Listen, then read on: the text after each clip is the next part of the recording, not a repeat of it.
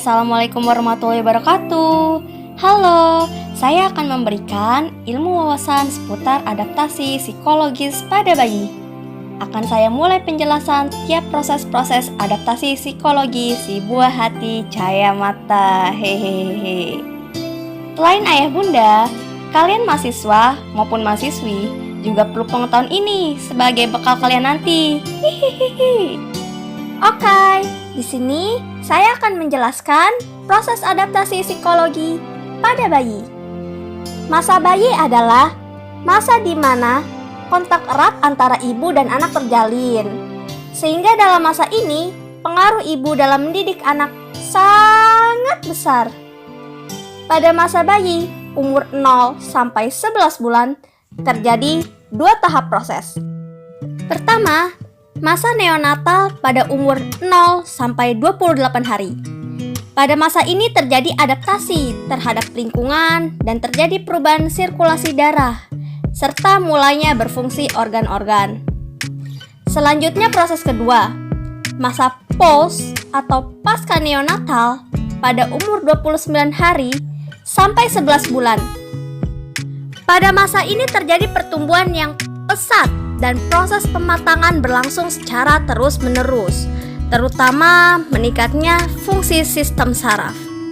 Selanjutnya proses adaptasi psikologi pada anak. Terjadi 6 tahap. Tahap pertama, belajar berjalan. Yang kedua, belajar mengambil makanan. Ketiga, belajar berbicara. Keempat, belajar mengontrol cara-cara buang air. Kelima, belajar mengetahui jenis kelamin.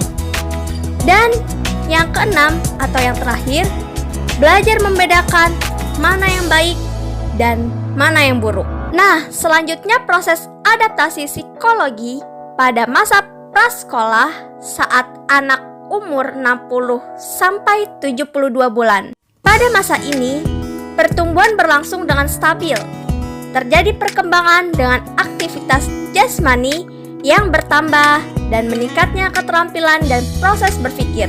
Memasuki masa prasekolah, anak mulai menunjukkan keinginannya seiring dengan pertumbuhan dan perkembangannya. Dan berikut proses adaptasi psikologi pada masa sekolah. Usia 5 sampai 11 tahun disebut pula sebagai masa latensi.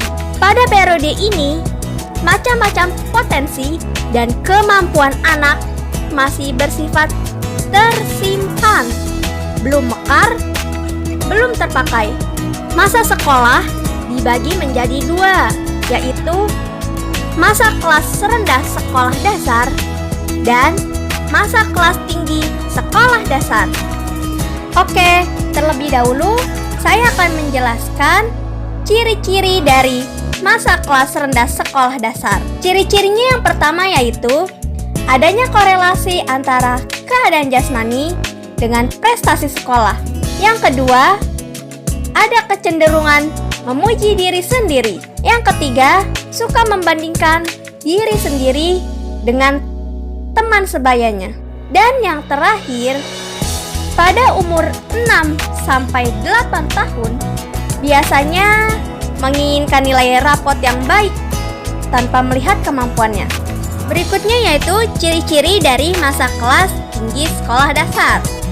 Ciri-cirinya yang pertama adalah adanya minat terhadap kehidupan praktis sehari-hari yang cenderung membandingkan pekerjaan yang praktis.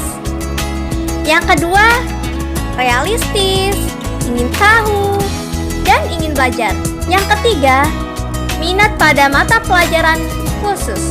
Yang keempat, umur 11 tahun membutuhkan orang yang bisa membantu menyelesaikan tugasnya. Yang kelima, memandang nilai rapot sebagai ukuran yang tepat mengenai prestasi sekolah.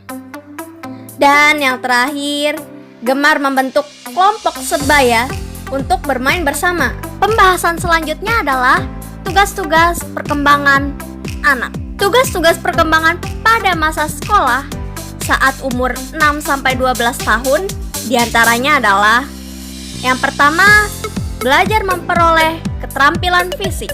Yang kedua, belajar membentuk sikap yang sehat terhadap dirinya sendiri sebagai makhluk biologis.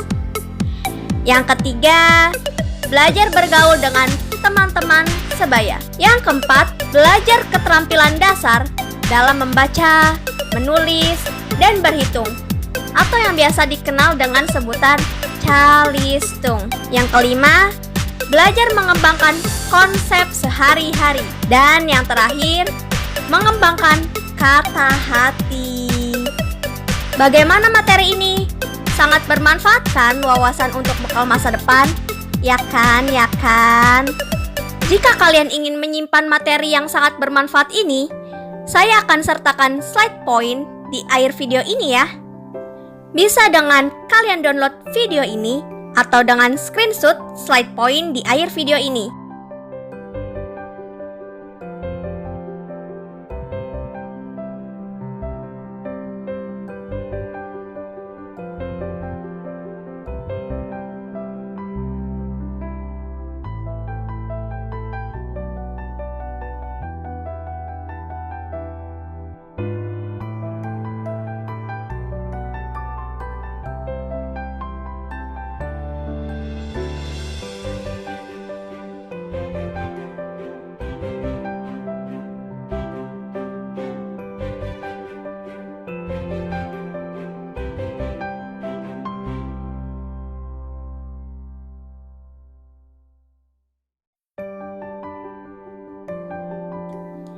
Thank you for watching and see you on the next animation.